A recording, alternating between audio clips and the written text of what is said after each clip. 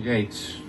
Thank you, Mr. Chairman. There has been a cover-up regarding the origins of coronavirus. We see it in the Fauci emails. We see it in the G7's call today to renew an inquiry into those origins. We see it in the Biden administration's efforts to squelch investigation into the origins of the coronavirus. And I want to figure out what side the FBI is on.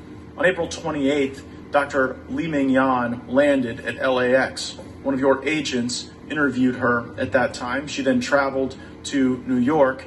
Your agent from Los Angeles followed her to New York and sought an interview on both the 1st of May and the 2nd of May in 2020.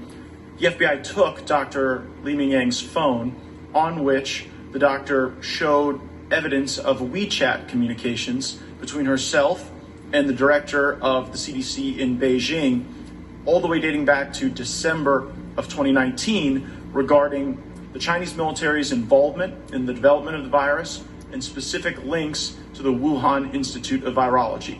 Director Wray, when did you become aware of your agency's interface with Dr. Yang? When did you review those WeChat messages? I'm not sure that there's much I can say about any specific investigation. I will say that a couple things. One, as I think you know, and I think the committee knows, I have been very vocal, and I intend to continue to be very vocal about the counterintelligence threat, which takes a wide variety of forms from the People's Republic of China and the Chinese Communist Party. And I think it's one of the most significant threats facing this country. Is Dr. Yan part of that threat?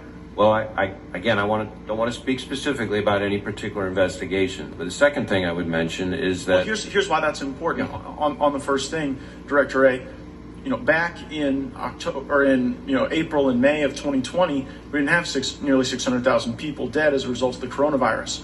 On October 14th, 2020, FBI agent Andrew Zitman brought a scientist who was working with the FBI to meet with Dr. Yan in New York on October 14th. They met for nearly 6 hours. Can you tell us anything about that meeting and what it tells us about the origins of this virus? It is simply unacceptable to sit here a year later and say you're not going to tell us whether or not there was information about the origins of the virus when it is so central to the safety and health of our fellow Americans. I certainly understand the point of the question. Again, I have to be careful not to discuss specific investigations. I will say that in addition to our investigative work, as I think has been recently publicly stated by the DNI, and I think even the president himself, the intelligence community has been looking at this issue. There are differences of view within the intelligence community about the origins of the coronavirus. Totally understand all that. I'm trying to resolve those differences. Deeper dive on that subject. Director Wray,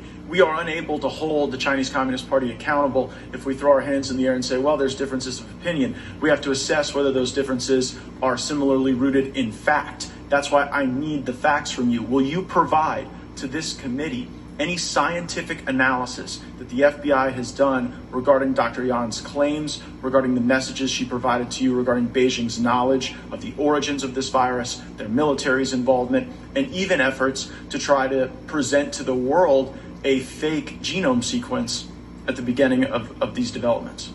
I'm happy to see what information we can provide. I will have my staff follow up with yours and see what information we can share on the subject. If we don't look at that rooted information, we're unable to ascertain what differences of opinion are correct and incorrect. But it's hard to believe that the FBI didn't believe Dr. Yan was credible or significant because she lands on April 28th. Your agent, Dana Murphy, takes her phone that day. I'm holding the receipt from where you got the phone that had the WeChat messages that had very important information regarding Beijing and the Chinese Communist Party. And it's not every day that an FBI agent flies from Los Angeles to New York to follow a Chinese doctor who is a whistleblower and a fact witness. And even if Dr. Yan's technical analysis of the virus is incorrect, the fact that she showed up saying that she wanted to provide information and tell the truth seems significant today. Now, back when Dr. Yan made these pronouncements regarding the Chinese Communist Party, their military involvement, the leak of this virus from the lab, we had a number of people trying to discredit her. Are you able to ascertain whether or not that effort to discredit Dr. Yan is part of the counterintelligence efforts by the Chinese Communist Party? Again, I want to be careful both about what information we can provide in general about any kind of ongoing investigation, but also about what form that information would take, because in some cases you may be touching on things that would be classified, and that might require a different format. So I certainly understand why you're asking the questions. Let me commit to you that I will go back with my folks and see what information can be provided and what form it would have to take if we can provide any. That would be very Gentleman's helpful. time is Mr. Chairman, may I be expired, recognized? Mr. Deutsch. Oh, wait, hold on, Mr. Chairman. You let everybody else go over for a minute. Gentleman's- May I be recognized just for unanimous consent?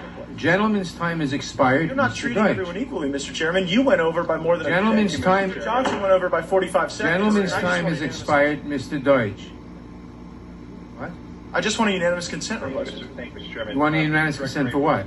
To get Oh, a document. okay, I'm sorry. Just a UC is all. Go ahead. Thank you, Mr. Chairman. I seek unanimous consent to enter into the record the receipt from the United States Department of Justice wherein Dr. Yang's phone was taken by FBI agent Dana Murphy. Without objection, gentleman's time is expired.